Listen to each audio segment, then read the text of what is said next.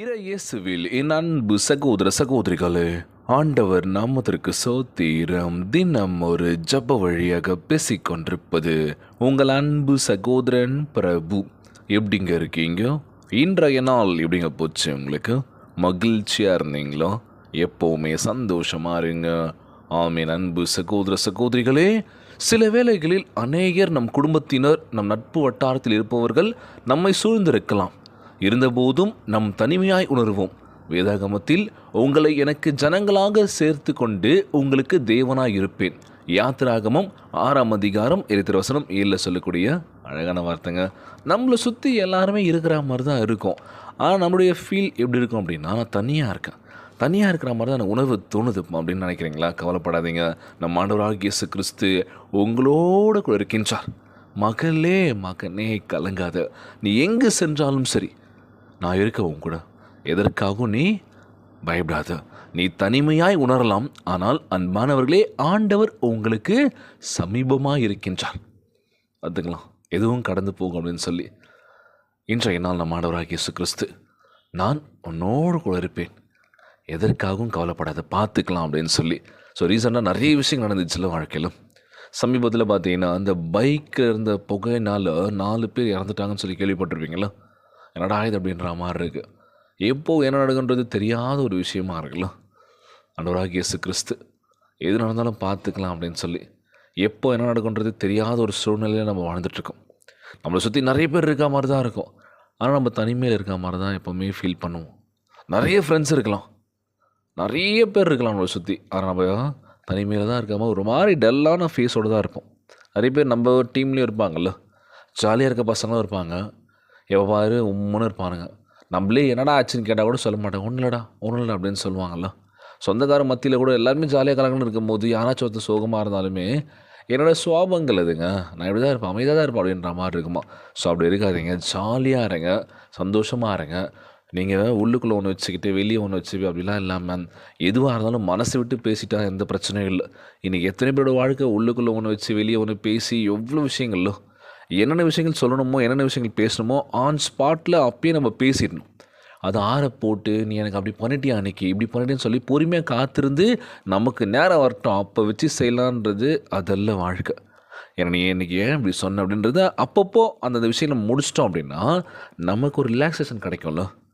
முடிஞ்சிச்சு, நம்ம கேட்டோம், நம்ம மனசில் இருக்கிறது நம்ம கேட்டோம், பாரம் குறைஞ்சிச்சு அப்படின்ற மாதிரி இருக்கும். ஆனால் ஒரு சில பேர்லாம் அப்படி இருக்க மாட்டாங்க. என்னை அப்படி வச்சு செஞ்சுட்டெல்லாம் எனக்கு நேரம் வராதா, நான் பார்த்துக்கிறேன், அப்போது இருக்கு பாரு உங்களுக்கு அப்படின்னு சொல்லி பொறுமையாக காத்திருந்து நேரம் வரும்போது வச்சு செய்வாங்கள்ல. அது இல்லைங்க, யாரையும் காயப்படுத்தாதீங்க. அந்த தவக்காலம் நமக்கு சொல்கிற விஷயம் இதுதான். முடிஞ்ச அளவுக்கு ஜபம் பண்ணுங்கள், தவம் பண்ணுங்கள், ஏழை எளிய மக்களுக்கு உதவி செய்யுங்க. பண்ணுறீங்களா? கண்டிப்பாக பண்ணுங்கள், உங்கள் வாழ்க்கை பிரகாசமாக இருக்கும் அப்படின்னு சொல்லுவாங்களாம். நான் உன்னை விட்டு விலகுவதும் இல்லை, உன்னை கைவிடுவதும் இல்லை என்று வாக்கு கொடுத்திருக்கின்றார். தனிமையின் பாதையில் ஆண்டவரே, ரொம்ப கொடுமையான விஷயம் ஆண்டவரே, தனிமையாக இருக்கிறது. எல்லாருமே இருக்காங்க, ஆனால் தனிமையாக உணர்றான்ல. ஆனால் பைபிள் படிங்க, ஆண்டவருக்காக நேரத்தை செலவிடுங்க. எத்தனையோ நேரங்கள் நம்ம வீணடிக்கிறோம்ல, தேவையில்லாத விஷயத்தை டைம் ஸ்பெண்ட் பண்ணிகிட்ருக்கோம். ஆண்டவருக்காக நீங்கள் நேரத்தை ஒதுக்கின்ற பொழுது, குடும்பமாய் செபிக்கின்ற பொழுது, குடும்ப ஜெபம் பண்ணி பாருங்கள். வாழ்க்கையில் அற்புதத்தை நம்ம ஆண்டவராகிய இயேசு கிறிஸ்து சீக்கிரமாக செய்ய போகிறாருங்க. எதுவுமே இல்லை, யாருமே இல்லை, மேலே முன்னேறி வரத்துக்கான ஒரு வாய்ப்பு இல்லை, என்னை கை கொடுத்து தூக்க மாட்டுறாங்க, என் நண்பர்கள், என் உறவினர்கள்லாம் ஒவ்வொன்றும் சம்பாரிச்சிட்டு மேலே போயிட்டுருக்காங்க, நிறைய சம்பாதிக்கிறாங்க, நிறைய விஷயங்கள் இருக்குது அப்படின்னு சொல்லி யோசிச்சுட்ருக்கீங்க. ஆனால் ஆண்டவராகிய இயேசு கிறிஸ்து யாரையும் பார்க்காதீங்க, உங்களுக்கான ஒரு விஷயத்தை கொடுக்க போக்கின்றார். கலங்காதீங்க, சோர்ந்து போகாதீங்க, உற்சாகமாக இருங்க, தினந்தோறும் ஜெபியுங்கள். நான் உன்னை விட்டு விலகுவதும் இல்லை, உன்னை கைவிடும் என்று வாக்கு கொடுத்துருக்கின்றார். மகளே, மகனே, நான் இருக்கேன்ப்பா, பார்த்துக்கலாம் அப்படின்னு சொல்லி. ஸோ அதனால் தினந்தோறும் செபியுங்கள். யாரையும் நம்பி நம்ம இல்லைங்க, நம்மளை நம்பி தான் நம்ம இருக்கோம். நம்மளால் முடியாதது ஒன்றுமே இல்லை, முயற்சி பண்ணுங்கள். தோத்தாலும் சரி, கீழே விழுந்தாலும் சரி, மீண்டும் மீண்டும் முயற்சி பண்ணிகிட்டே இருங்க. உங்கள் முயற்சி கண்டிப்பாக வெற்றியை கொடுக்கும் அப்படின்னு சொல்லி.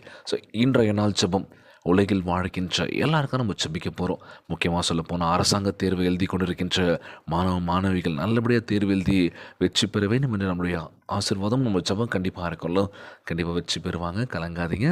நல்ல சிந்தனையோடு நல்ல செயலோடு நம்ம துடிப்பாக இருக்கோம்ல, நல்ல விஷயத்தை நோக்கி ஓடுறீங்களே, கண்டிப்பாக எல்லாமே கிடைக்குங்க. நான் உன்னை விட்டு விலகுவதும் இல்லை, உன்னை கைவிடுவோம் என்று வாக்கு கொடுத்திருக்கின்றார். மகளே, மகளே, உற்சாகமாறு ஜெபத்திற்குள்ளாக பயணிப்போமா? எங்களை மிகவும் அதிகமாய் நேசிக்கின்ற அன்புள்ள ஆண்டவராகிய இயேசுவே, இன்றைய நாள் வாக்குறுதி வசனத்திற்காக நன்றி ராஜா. அன்புள்ள ஆண்டவரே, நான் ஒருபோதும் தனியே இல்லை என்பதை எனக்கு நினைவுபடுத்தியதற்காக உம்மை சோத்தரிக்கின்றனப்பா. என் இருதயம் தனிமையாய் உணர்ந்தாலும் நீர் எப்பொழுதும் என்னோடு கூட இருக்கின்றீர் என்பதை மறவாதிருக்க எங்களுக்கு உதவி செய்யுங்கப்பா. ஆண்டவரே, எங்களை உம்மிடம் சேர்த்து கொள்வீராக. ஒரு பிள்ளை தாயுடன் நெருக்கமாக இருப்பதைப் போல் நாங்கள் உம்மில் பற்றுதலாய் இருப்போம் என்று நம்பிக்கையாக இருக்கின்றோம். ஆண்டவரே, தயவாய் உம் சமூகத்தின் ஆறுதலால் எங்கள் இருதயத்தை நிரப்புவீராக ராஜா. வெறுமையின் உணர்வு எல்லாவற்றையும் அகற்றி உம் சமாதானத்தினால் நிரப்புவீராகப்பா. எல்லா தருணத்திலும் நீர் என்னோடு உலாவுகின்றீர் என்பதை நம்புவதற்கு எங்களை உதவி செய்யுங்க ராஜா. எங்களை உமக்கு சொந்தமானவனாக என்று அழைத்து என் தேவனாய் இருப்பதற்காக உமக்கு கொடான கொடி சோத்திரங்களை ஏறெடுக்கின்ற ஆண்டவரே, உன் அன்பிற்காக நன்றி அப்பா. அன்பு இன்றும் என்றும் எங்களை சூழ்ந்திருப்பதாக ராஜா. இந்த ஜெபத்தை கேட்டுக்கொண்டிருக்கின்ற அன்பு சகோதர சகோதரிகள், என் அன்பான உறவுகள் எல்லோரையும் பார்த்துக்கோங்கப்பா. யாருக்கும் எந்த கஷ்டங்கள் துன்பங்களை கொடுத்துடாதீங்க ராஜா. நோய் நொடியினால் அவதிப்பட்டு கொண்டிருக்கின்ற ஒவ்வொரு சகோதர சகோதரிகளை உமது கரங்களால் தொட்ட நோயில் அகற்றி போடுவீராக. உம்மால் கூடாத காரியம் ஒன்றுமில்லை ஆண்டவரே. எல்லோரையும் பத்திரமா பார்த்துக்கோங்கப்பா. கணவன் மனைவிக்குள்ள ஒற்றுமையை கொடுங்க, சமாதானத்தை கொடுங்க சொல்லி கேட்குறேன்ப்பா. ஒவ்வொரு பிள்ளைகள் பெற்றோருக்கு கீழ்ப்படியும் பிள்ளைகளாக இருக்க வேண்டும் என்று கேட்குறேன்ப்பா. குழந்தை செல்வங்களை ஆசிர்வதிங்க, உடல் தெம்பும் வலிமை தர வேண்டும் என்று கேட்குறேன்ப்பா. உலகில் வாழ்கின்ற ஒவ்வொரு குடும்ப உறவுகளுக்காக ஜெபிக்கும் நேரம் இது எல்லோரும் நல்லா இருக்கணும்ப்பா. ஒற்றுமையுடன் சமாதானமாக இருக்க வேண்டும் என்று இன்றைய நாள் ஜெபம் இயேசுவின் விலையேற பெற்ற நாமத்தினாலே ஜெபிக்கின்றேன் நல்ல பிதாவே. ஆமேன், ஆமேன். இயேசுவுக்கு புகழ், இயேசுவுக்கு நன்றி. மரியே வாழ்க. God bless you all.